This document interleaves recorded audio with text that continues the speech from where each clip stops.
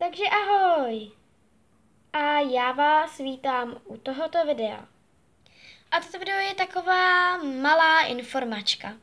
Takže já bych se vrhla na nějakou první informaci. Takže nejdřív bych jsem... Zaostři se, dobrý. Ale prostě nejdřív bych se vás chtěla zeptat na to, co byste chtěli, abych natočila. Nebo spíše, chci udělat jeden nějaký seriál nebo minifilmík. A vy mi prosím do komentářů napište, o čem chcete, aby to bylo. Prostě děj. A hlavně mi napište, jestli chcete, aby to byl minifilm nebo seriál. To bych taky ráda věděla, co chcete víc. Vlastně bych taky chtěla vysvětlit to, co dělám. Myslím tohle. Takový tyhle ty blbosti.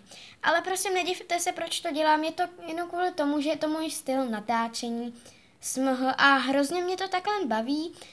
A tohle prostě je takový malý vysvětlení, abyste se nedivili, proč dělám furt tohle. Jo, fakt se nedivte, ale opravdu mě to baví. Další info je, jak byste chtěli, aby se jmenovala jedna série, jako je třeba na mém hlavním kanále Kafe, čaj a koukat, nebo Čajstery, kde se s váma se vším podělím. Takže určitě mi taky napište do komentářů, jak byste chtěli, aby se to jmenovalo. Já něco prostě vyberu. A když vlastně shrnu tuhle informačku, tak je to hlavně na vás, protože chci vědět vaše názory a myslím si, že je to i super, je to taková prostě informačka, aby, hlavně pro vás a abyste se do toho i vy zapojili.